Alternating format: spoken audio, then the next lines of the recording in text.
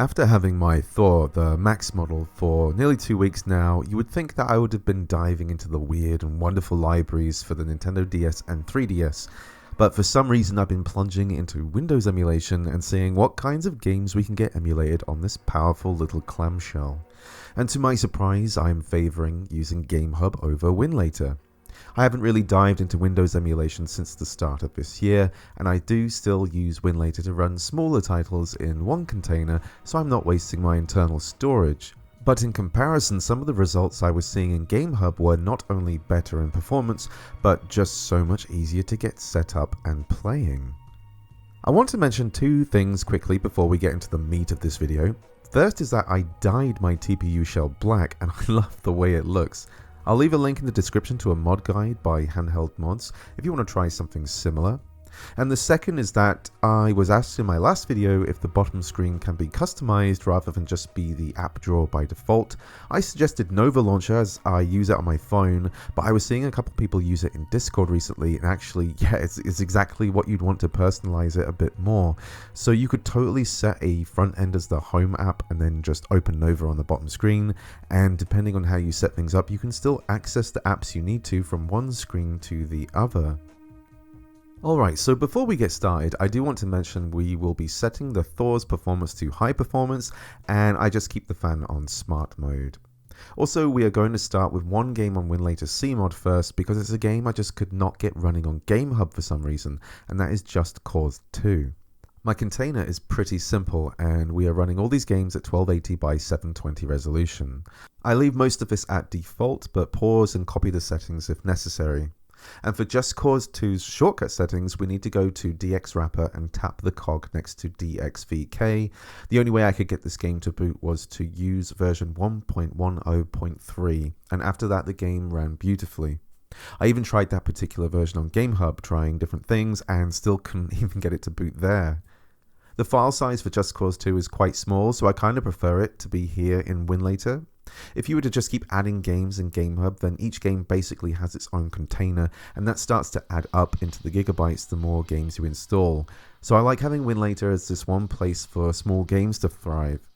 I do want to use this moment to get some feedback about Winlator in general, as between the main build and the forks, I couldn't tell you which one to get or to recommend now. I would assume whichever one has maybe the most recent Proton updates might be the most performant, but I'd love to find out which is the best and if it might even have better performance than Gamehub. But the point of this video is that it's focused on Gamehub, and this is the regular version, not the light version. Every game I'm running here is from my Steam library except for a few games. With Dead Space 2, I already owned the game on Origin years ago, so I got my files from there. And with Ubisoft games that have trouble launching because of Uplay, then we just want to bypass that altogether by whatever means necessary, if you know what I mean.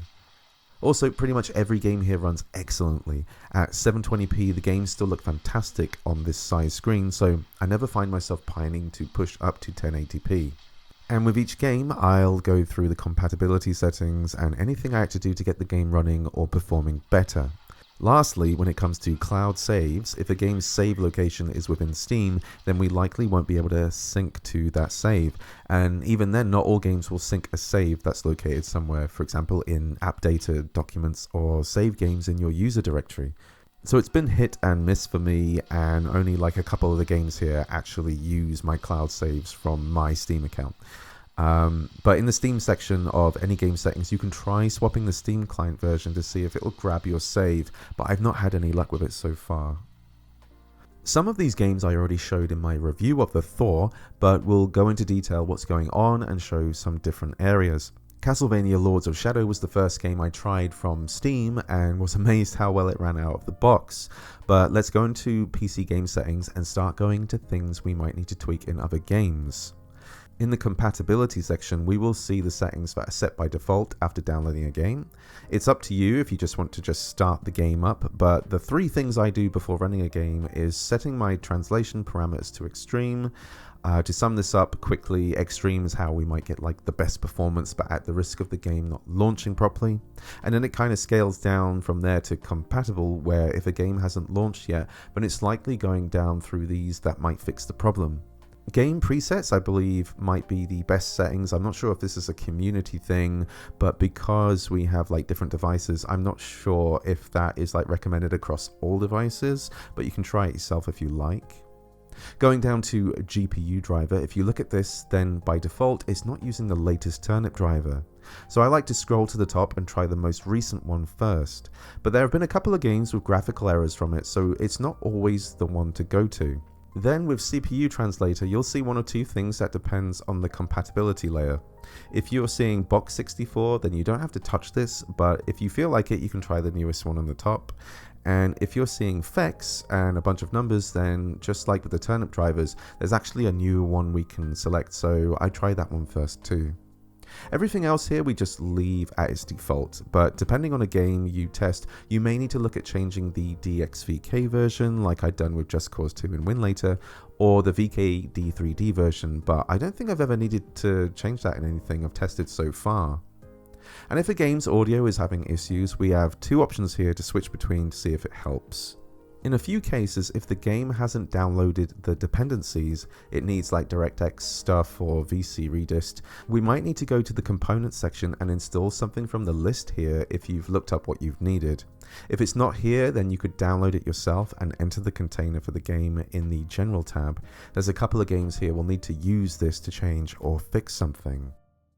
Okay, so now it's time to boot a game.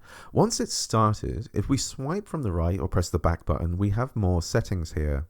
In performance, I like to turn Native Rendering Plus on, as it's supposed to help with more stable frame rates and have less latency, but it can cause graphical errors, so turn it off if it's doing that. I'll show in each game if I've used this.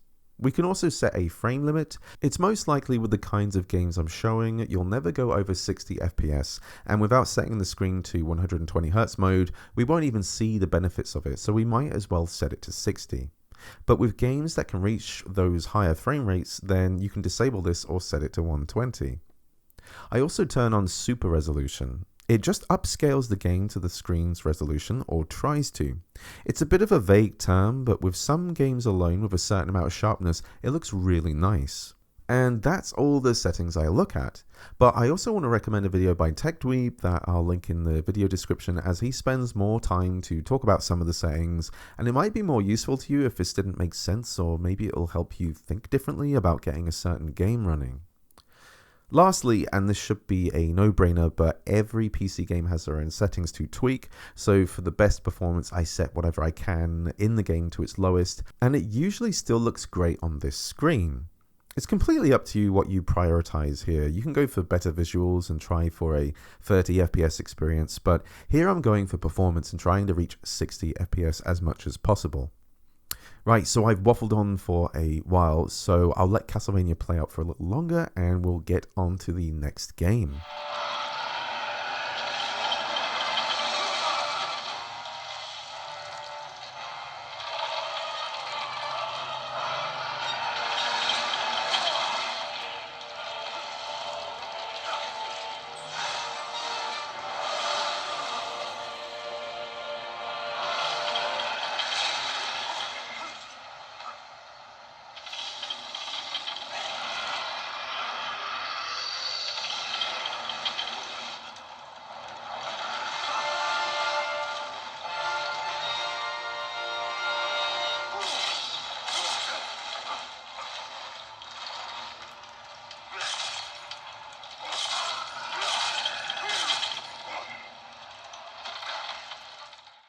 Earlier this year, I showed Devil May Cry 4 running on my Portal, but I could never get the special edition to work. So I was delighted to see it working here, and I was hesitant to mess around with the settings, but here's what worked. There's only one problem, and that's when we're in game. If we try to change the PC settings, the game will just flat out crash. This is another thing to consider, and that's when a game has an issue like this, it might not have anything to do with emulation, and might just be a game or PC port problem. It's worth Googling these problems to see what workarounds people have found. In this case, if I want to change the game settings, like setting the game to full screen, we'll have to go into PC game settings and open the desktop container. In here for Devil May Cry, we want to go to My Computer, C Drive, Users, Steam User, App Data, Local, Capcom, and then this Devil May Cry folder, and then open up config.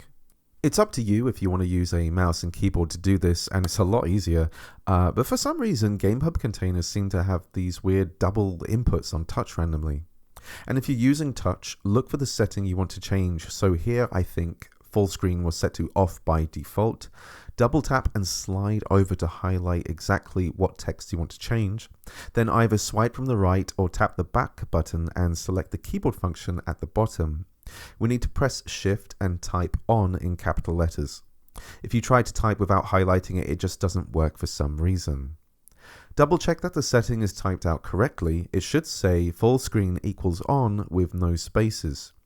If you ever have to do this with another game, either look at an example of the game's config online or just use some common sense to see if a 1 should be a 0 and things like that. But without knowing how many options a certain setting has, it might be impossible to know without prior memory. Don't forget to go up to File and then save this config. Then exit the container. Having done this, Devil May Cry 4 should always boot in full screen now. So let's look at some glorious footage of Virgil being incredibly motivated.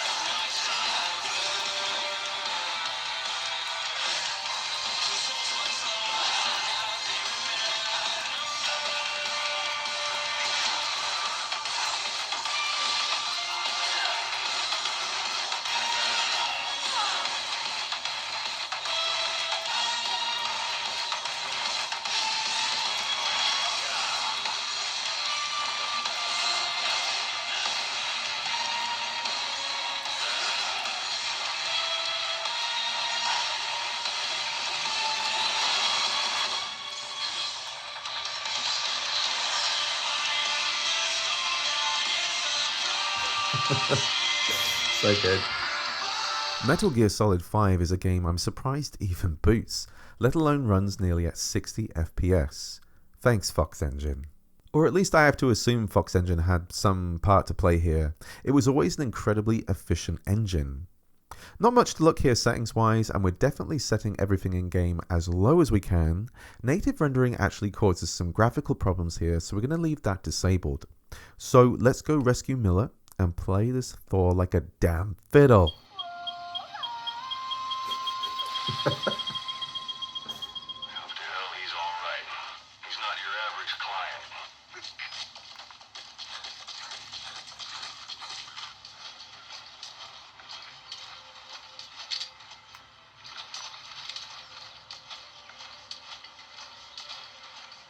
Как прошла та вылазка на душманов?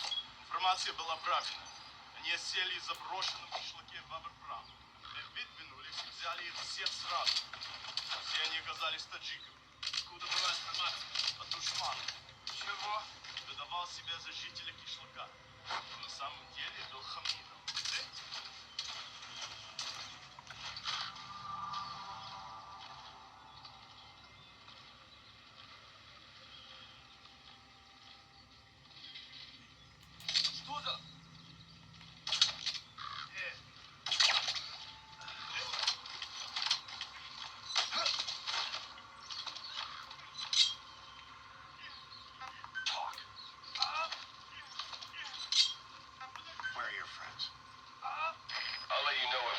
Soldier with the interpreter skill.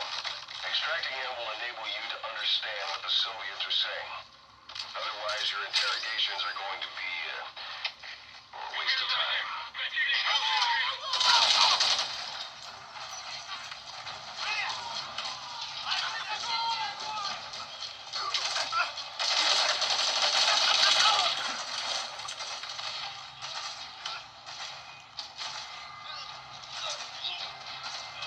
Splinter Cell Blacklist is another one of the games where at the start of this year I kept trying to run it, and I think I had like one time in Winlator where it worked, but it was running terrible. And sometimes you Google the game and Winlator and see other people getting it to run, and you're going, how the hell did you do that? Well, now I have Blacklist running in Gamehub, and it's running extremely well. I had to set the translation parameter to performance for the game to not crash, so this is a case where I tried extreme first, and when I ran into an issue, I tried the next one down, and then the game worked great. I genuinely think Blacklist is a fantastic game, and I love the playstyles it offers. This and Chaos Theory are my favourites in the series, and Michael Ironside absolutely killed it as Sam Fisher. I wish Ubisoft didn't just forget this franchise, and it seems the announced remake is going through some developer hell. And honestly, after playing some of the games I'm showcasing today, a lot of them have a really fun stealth element, and there's something about this era of games that was just really awesome in a gaming way. So checking these games out has really reminded me what a damn good time gaming was like 10-15 years ago.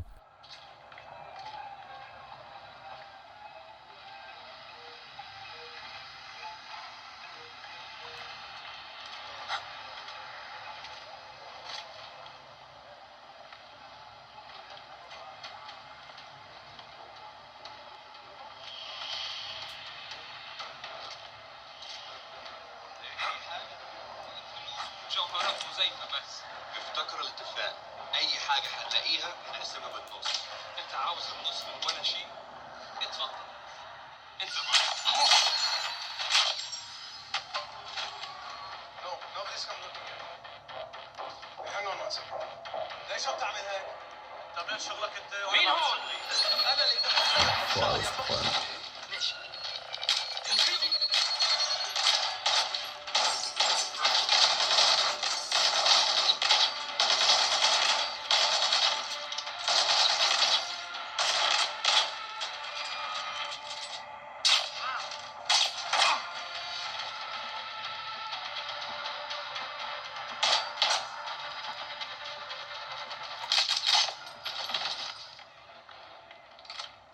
Nice work securing the package. Roger that. It's not him. Confirmed Coben was in here, Briggs. Right place, right build. I assume, sir. Make assumptions when I'm on the ground. Clear? Sam, talk to me. Your contact's been made. He's dead. Got more militia en route. Advise you move out. Dead Space 2 is one of my favourite games of all time. We've got performance going on again here in the translation parameter, and this is a game that ran way better than it did in Winlator. Since I got the install from Origin, or the EA app as it's rebranded now, I figured I'd try Winlator first, and while it ran well at first, it started to get some crazy frame drops that seemed like some kind of bottleneck. When I moved over to Gamehub and got it running, it's been pretty close to 60 FPS the entire time. But yeah, I'm a huge fan of Dead Space 2. I even did an entire permadeath run with no saves on its hardest difficulty, which is one of the most stressful gaming experiences I've had, but wow, was it satisfying. There's something about a horror game and permadeath which just goes so well together, like true survival. And this may be a hot take, but I might actually like Dead Space 2 more than Resident Evil 4. Don't get me wrong, Resident Evil 4 is one of the games of all time, and I love it to death, but I genuinely think Dead Space 2 is also a pretty flawless masterpiece that not only is like non-stop with its action, but manages to stay tense and scary where it counts. I also think the Dead Space remake is amazing, and I think I did a permadeath no-save run of that game too. So yeah, to have Dead Space 2 running this well in a clamshell is god tier. And if it's too scary, you can just pause and play a video of puppies and kittens on the bottom screen if you like.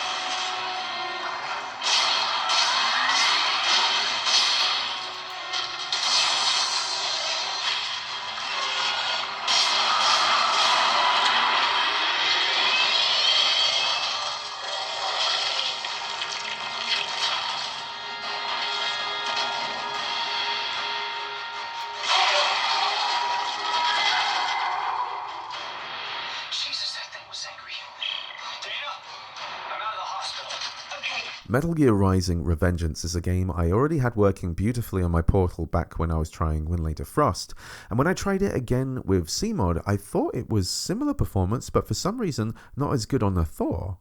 I couldn't tell if this was just a thing with the Thor, so maybe something to do with thermals, who knows. I have the game on Steam, so I tried it here on Gamehub instead of using my GOG version, and I think the Proton layer here is making it run a bit smoother. This is also a case where my cloud saves actually synced, which was nice. Anyway, I find this whole race section to be a really good indicator of what performance will be like, since it's so hectic, so yeah, let's check it out.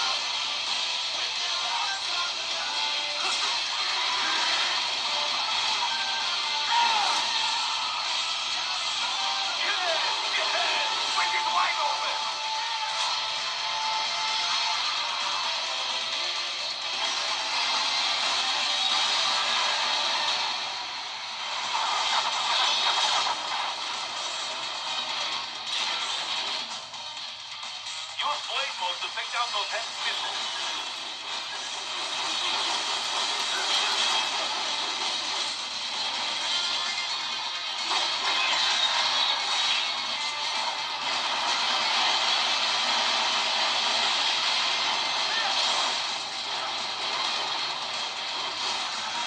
Finish that bastard off!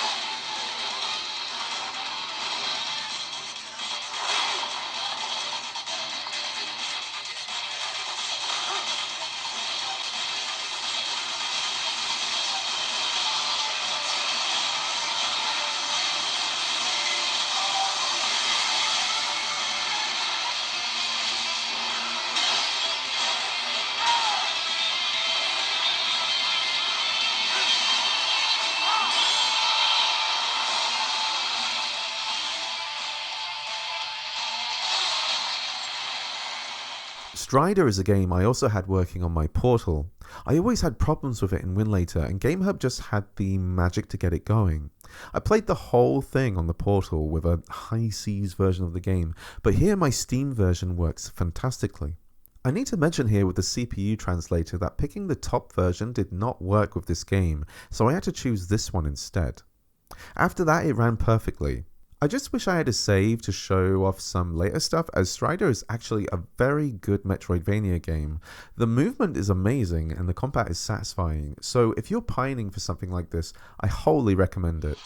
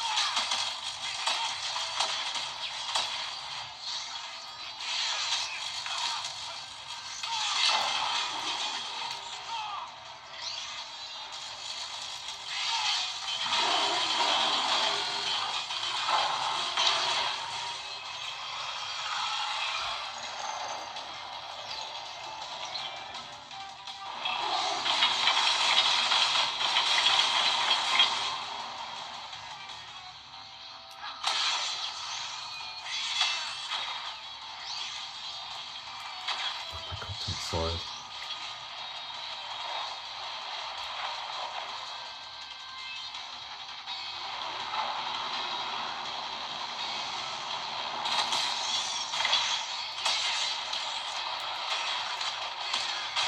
Batman Arkham Origins is the first game I'm showing where I've left the GPU driver on default. A couple of the newer ones I tried had major graphical issues. There might be a better one to choose here, but this one works. The game was also crashing. I had to change one of the config files in the container. So, open that up and go to My Computer and then the X drive, which is the game's directory. Go to Single Player, BM Game, then Config, and open up BM Engine. Use the search function and look for Allow D3D. We have two settings here to change. We want to set Allow D3D10 to be true and Allow D3D11 to false. Just like I showed in Devil May Cry, without a mouse and keyboard, just double tap and slide to highlight the true or false parameter. Swipe from the right or press the back button and open the keyboard and type in the new value. I also want to mention I went to Nexus Mods and I downloaded a folder that replaces the intro vids so I don't have to watch those. But in the general settings where it says command line, you should be able to type -no startup movies to skip them, but I haven't tested it myself. Anyway, here's Batman.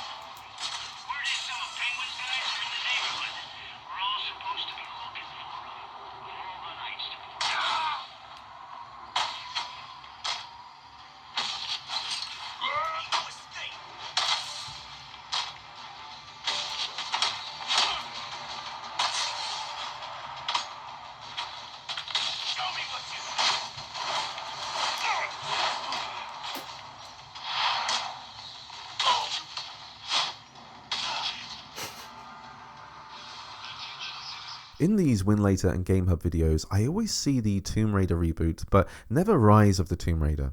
Rise is probably my favourite of the trilogy, and I also really dig its soundtrack. I'm going to be showing footage from after the intro, but that whole mountain section had fairly mixed performance depending where you were looking. I did a couple of tweaks since then, but yeah, this is a game where I'm not sure if you should play with a variable frame rate or just cap it to 30 and have more of a console-like experience, which it seems it can do just fine in Gamehub. So let's check it out without the cap.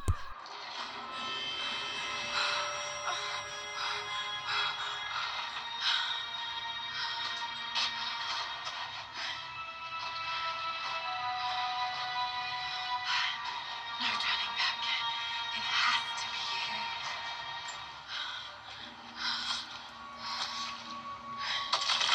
A secret entrance.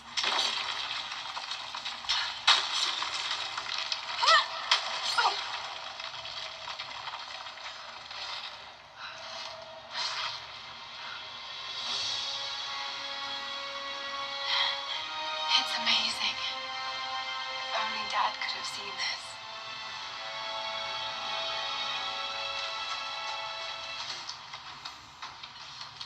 This is back in the day when you didn't need yellow paint The Order of Trinity and pursued yellow the prophet tape everywhere. and his people relentlessly until finally confronting them.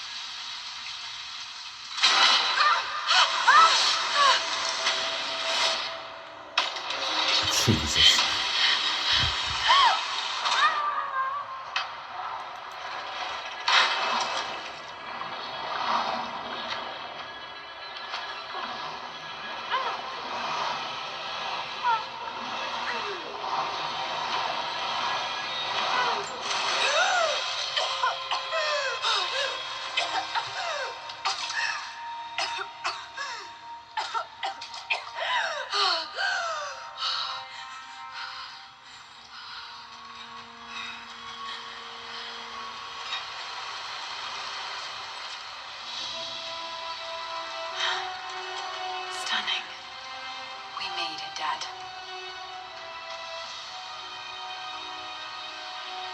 Dishonored is a title that seems pretty specific in its settings. This is also one where the newer turnip drivers were causing issues, and the one I'm using still has a couple of shadow problems, so if someone knows the perfect driver, then let me know. This is the first game here where the translation parameter has gone down to stable. Extreme and performance both caused crashing for me. Even native rendering was causing issues. Also, it takes a little while to start up, so give it some time. But even with all that, we have it working pretty well, going up to 60 in a lot of places, but certain vistas and amount of things going on screen can start to push things closer to 30. I got to the first main level of the game, so let's have a look at that.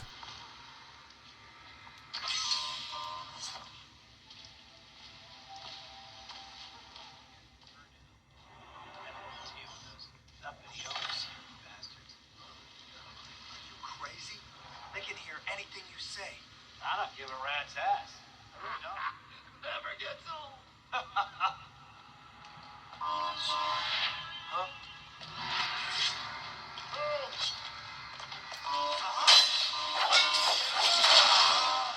Whoa.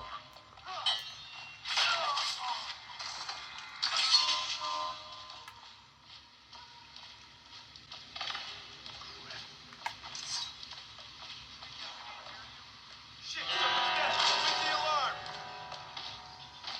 Sound the alarm. Someone help me out. Close down already. Dump them in the river.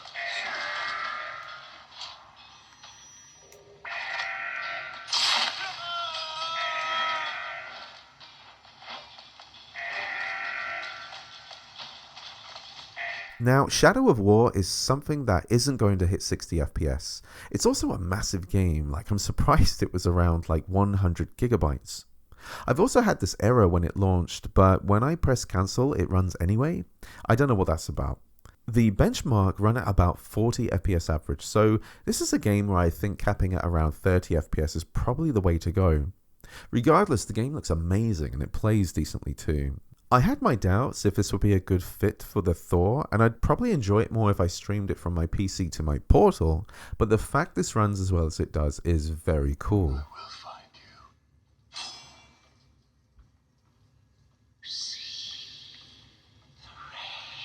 This place gives me the creeps. Keep quiet.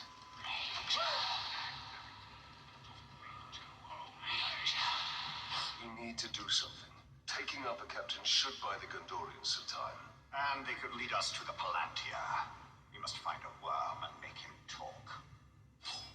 I'm pretty sure that's Garrus from Mass Effect.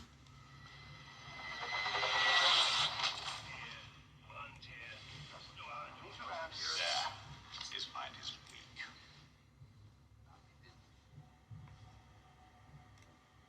Do I have to get close? Something just... Who leads the search for the Palantir?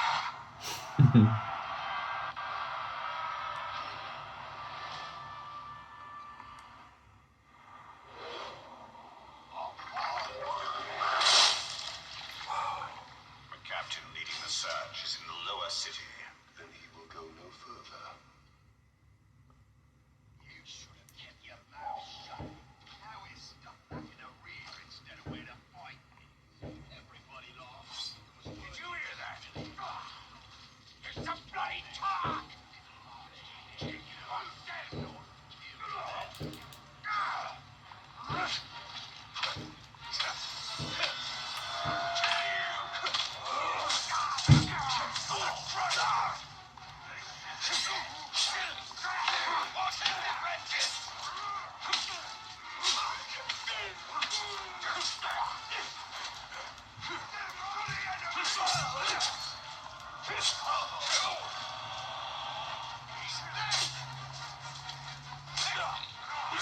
Far Cry 3 I actually first tested in Winlator, as I thought it might be more performant and the game struggled around the 40s to 50s, but when I switched over to Gamehub it was so much better and closer to 60 a lot of the time.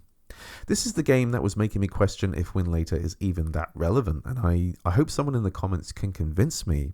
Maybe a particular version of Winlator for the Thor is the magic cocktail, but at this point I'm extremely impressed with Gamehub. After doing the first outpost, I was very impressed with how well this was running, but after testing this on both Winlator and Gamehub, I was very much convinced I do not like playing shooting games on the Thor, and it's mostly because of the triggers. So I busted out the grip and it helped a lot, but still I don't understand why AYN went with these triggers. Like, after a while they just feel so tiring to use because they only move best when you apply downwards momentum from the center. So you have to hook your fingers over and pull more like a gun trigger, but because they're wider they don't have a natural squeeze feeling to them. It's a good thing I don't really intend to play games like this on the Thor anyway, as I'd rather do that on the Portal. But good lord, I hope someone comes up with a practical modification for these, because they'd literally solidify this device as god tier at that point.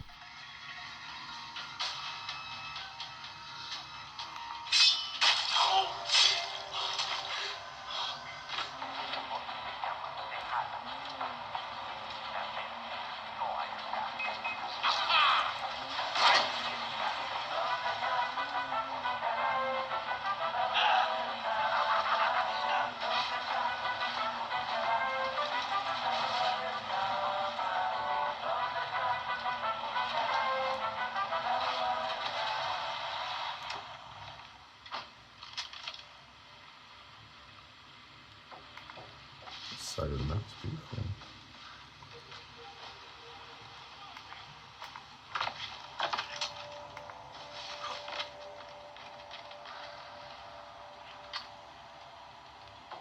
Shit, it burns like a mother when I piss. Should have used the rubber.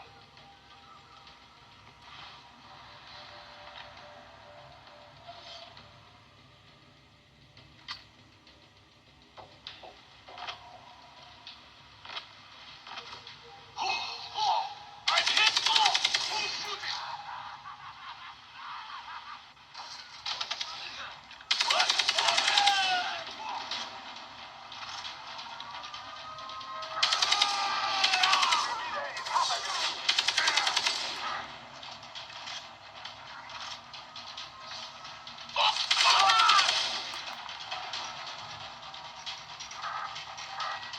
We are coming in from the west.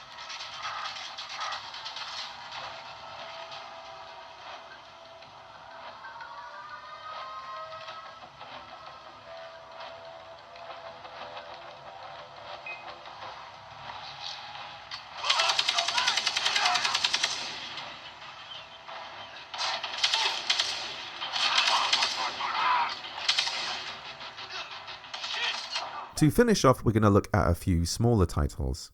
Renegade Ops is a game I could never get to work in the past, and I thought it was such a good fit for handhelds. It's by Avalanche, who also made Just Cause, and you can even play as Gordon Freeman in this game. It's a cool arcade-style game based on vehicle combat. To me, it feels like a cross between Blast Corps, the way the car swings and demolishes things, and some kind of like military shmup arcade game. I've noticed a weird flicker to the gunfire that I'm not sure is how it's meant to be, so I should probably test some more drivers. But I was mostly just glad to see that this is even launching. I've owned this game on Steam for years, and you can even play it co-op, but I've never played it, and now I'm looking forward to trying it on a handheld for the first time, as I think it's a really good fit, and it looks gorgeous.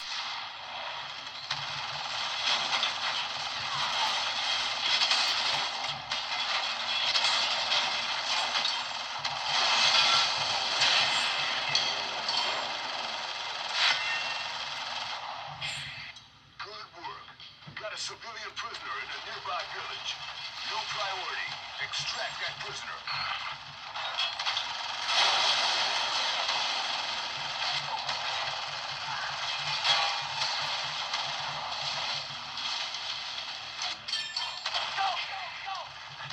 My family, they're hiding in the church. Please, take me to them.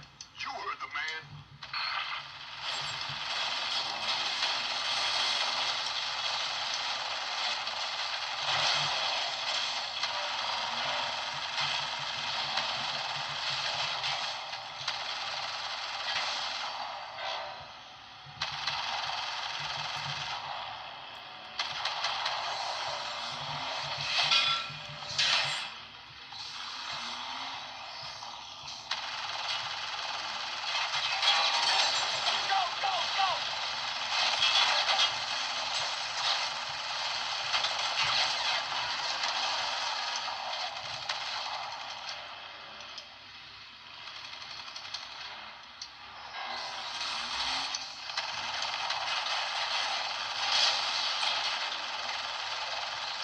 Geometry Wars is a popular arcade shmup series and really needs no explanation. Just some good old stylish arcade action and high scores. This kind of game is a great fit for the Thor, and since I owned it on Steam, I thought I'd check it out. It's really cool to emulate something like this and keep it on a handheld for whenever you just want to kill some time and rack up some scores. This is our last proper PC game, and then we're going to close off with a fan game, so let's check it out.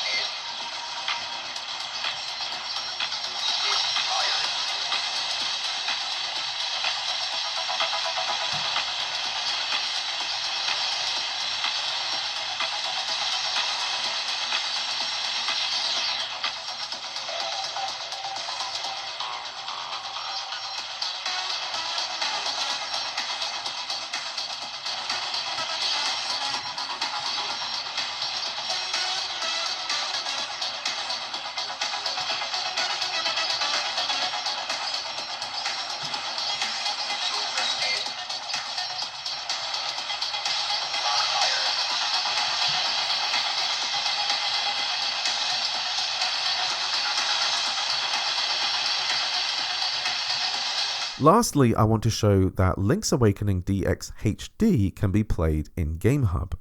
I have tried all sorts of setting combinations in Winlator, as well as multiple .NET runtimes, including the one it supposedly needed, but I could never get it running on the Thor. Here though, we have to do a couple of things to get it going. First is the first time we are specifically choosing the AYN 10.6 compatibility layer. And in the components section, we want to install component and scroll down until we can find .NET Core Desktop 6, then let it do its thing.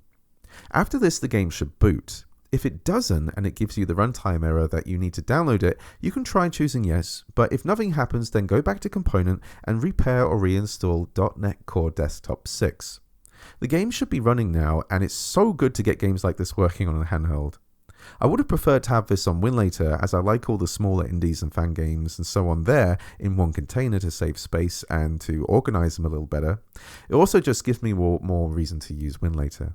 There wasn't much reason for me to show those games off, as they weren't difficult to run, and I've shown most of them off in my Portal Winlator video anyway if you wanted to check that out. The only other game worth mentioning there for me is Silksong, but you could also play that on Eden if you wanted to.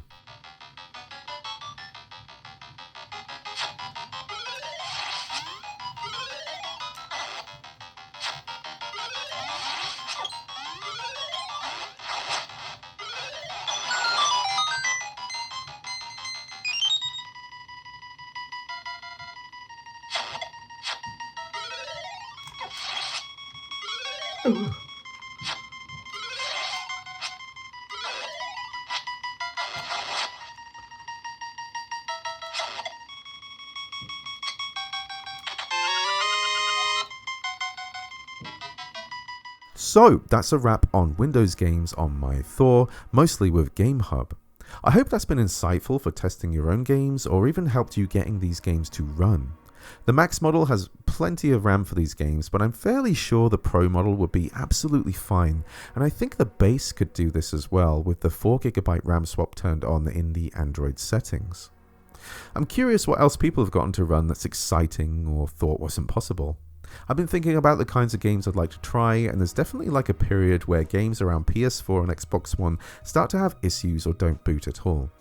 I would have loved to showcase a game like Just Cause 3, but I just couldn't get it to launch. I even tried a game like Rage 2 out, which has a huge open world and lots of action. It booted, but not long after playing, it would just crash. So I'm definitely enthusiastic about where Windows emulation is heading, because it seems like a lot has improved this year alone. Thank you for watching. Cheers.